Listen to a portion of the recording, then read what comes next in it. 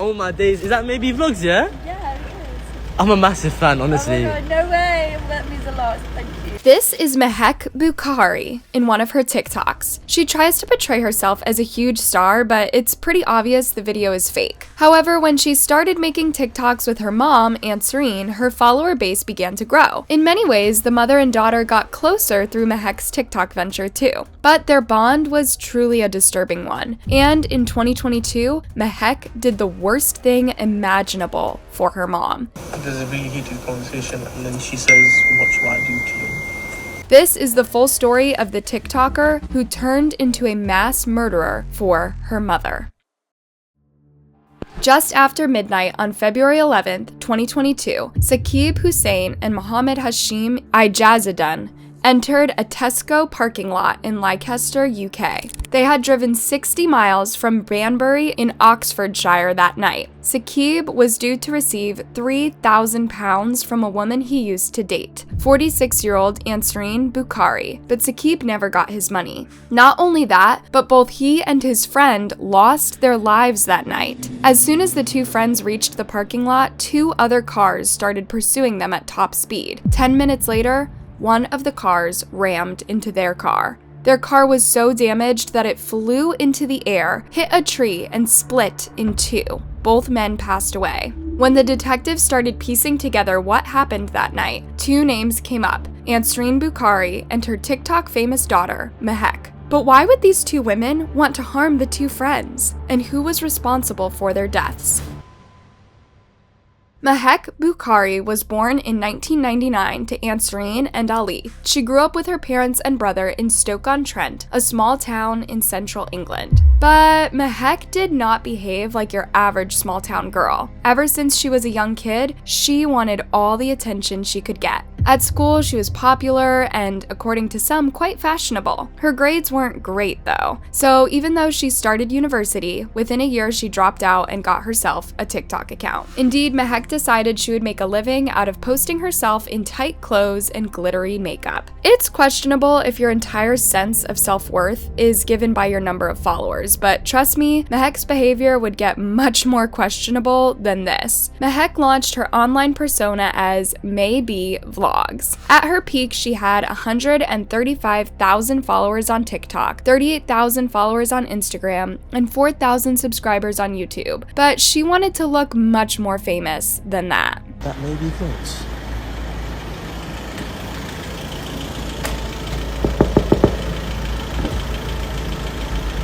Oh my days, is that maybe vlogs, yeah? Yeah, it is.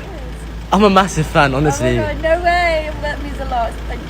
Yeah, this video is so staged, it hurts. When Mahek started posting herself with her mom, though, her TikTok really started picking up. I'm back, guys. We are currently in the Blue Mosque. I'm here with my mum. Hi.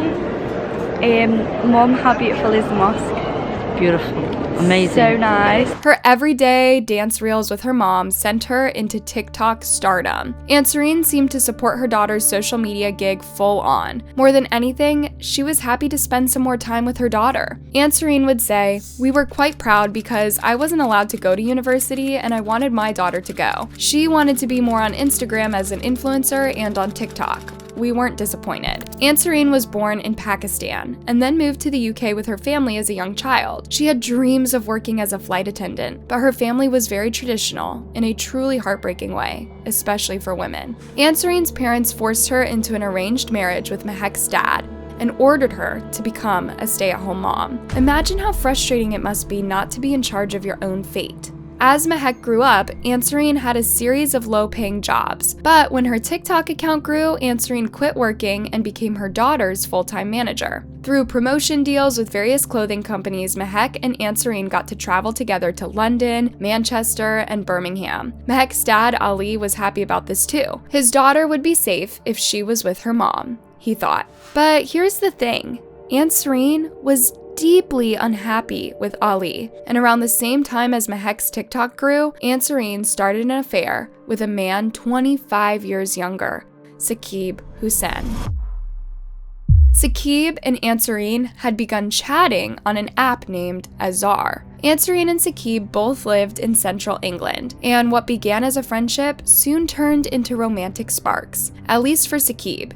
Whether she fell for him or was love-bombed into dating him, it's debatable. But early in 2020, the two began a heated affair, and it lasted for about a year and a half. And as many heated things go, it wasn't long before the situation became problematic. Apart from calling her several times a day, Saqib showered Ansarine with expensive gifts, spending around £3,000 in 1 year. He bought her clothes, shoes, an Apple Watch, and meals at London's high-end restaurants. Ansarine claimed she never asked for these gifts. It was Saqib's way of securing her love. Such big gestures, so many, and so soon into dating someone can be a sign of a very insecure person. Perhaps he thought that she would leave him if he stopped the gifts, and he probably had a hunch about it. Although Ansarine accepted his gifts, she wasn't fully committed. After all, she was married, and she had second thoughts about Saqib's intense affection style. She wouldn't always respond to his gestures, and she wouldn't talk about him 24/7. He did, though. His friends heard him say that he was completely in love with her,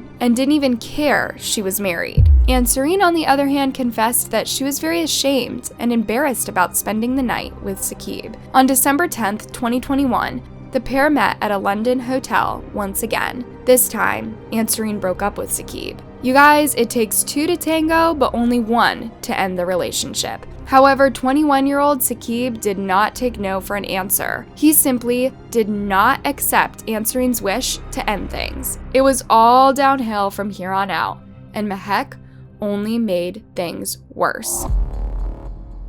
In the days following the breakup, Saqib continued to beg Ansarine to give him another chance. He would oscillate between submissive and aggressive, insulting Ansarine for accepting all of his expensive gifts, only to break up with him. Here's a big lesson: don't give someone gifts expecting something in return. Receiving a present or a token of affection is not a promise of everlasting love. If Saqib would call Ansarine 5 times a day during happy times, imagine how insistent he was now. A report said various messages between them show he became increasingly obsessive, professing love and begging her to continue, but other messages show anger and frustration that she wouldn't return his calls. Ansarine said, "If I was ignoring him, if my daughter was on TikTok Live, someone would make up a fake account and say, 'Tell your mom to call me.'" Yeesh. As you can imagine, Ansarine decided to block Saqib. But guess what?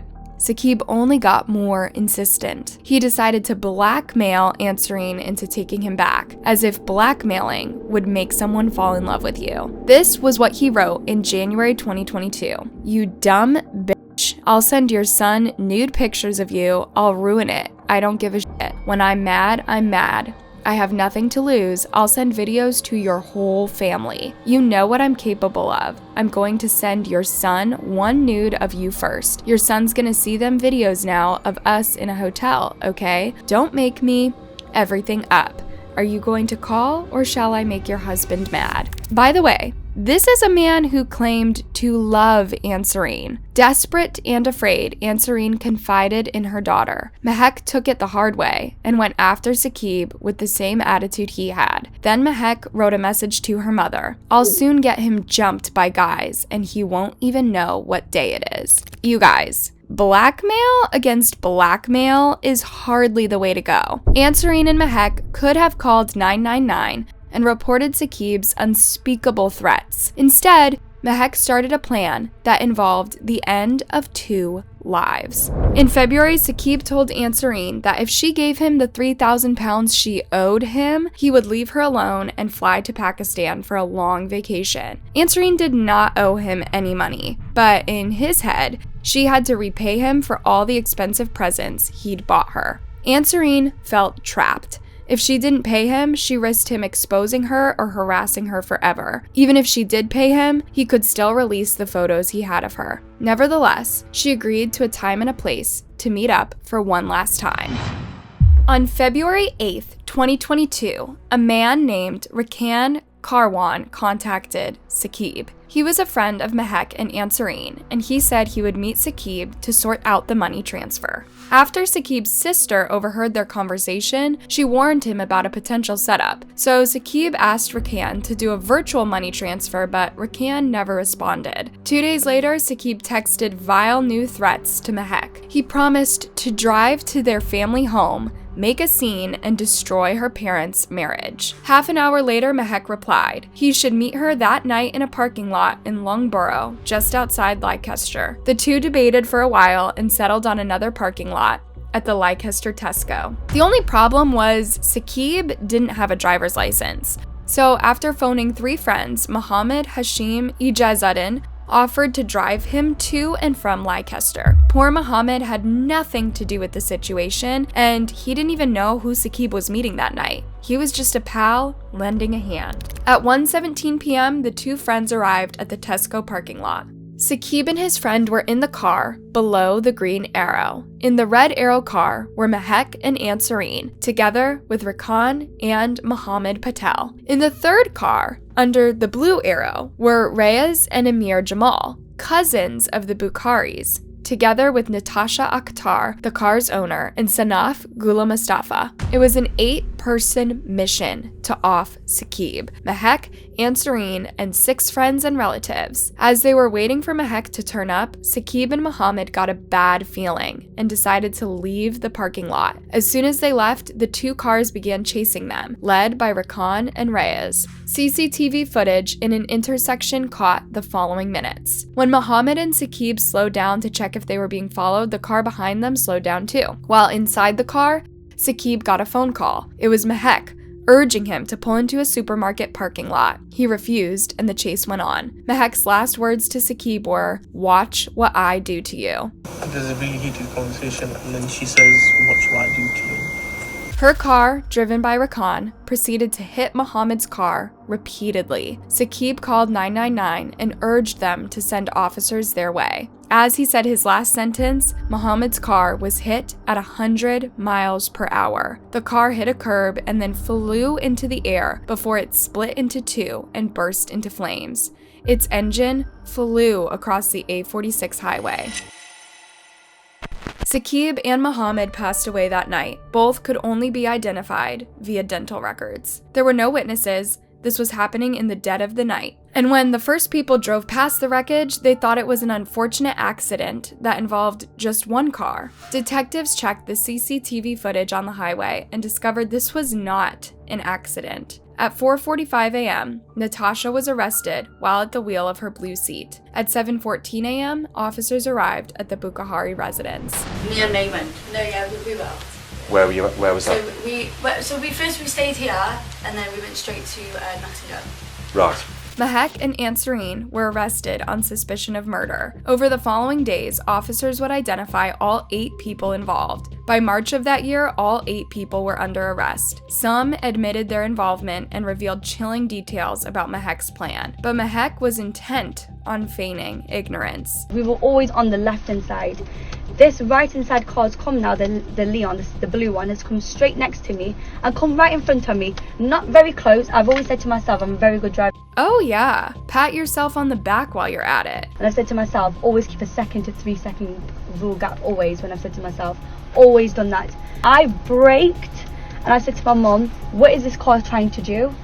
And my mum said, May, just keep your distance, everything's going to be okay. Her faking fandom on TikTok skills were finally proving handy. Or so she thought. Mohammed Patel walked the detectives through the whole incident, from the setup to the car chase and Mahek's decision to unalive both men that night. Then Rakan takes the lead and manages to overtake squad of help. Okay. The prosecution had 200 hours of surveillance footage, 40 locations, and 30 statements to use against Mahek and Ansarine. In April 2023, the trial for Mahek and Ansarine began, and it made headlines throughout the country. What a way for Ali to find out about his wife's affair. Saqib's disgusting, controlling behavior was Mahek and Answerin's only defense. But their decision to unalive him and his friend was on them. They had several opportunities to call authorities, and yet they chose to do the unthinkable. Moreover, Mahek was seen laughing and waving at journalists from the courthouse. She had no remorse for her actions, and as always, she enjoyed the attention. A few hours after this, Mahek was found guilty of murder, as were Ansarin, Rakan, and Reyes. Sanef, Amir, and Natasha were convicted of manslaughter.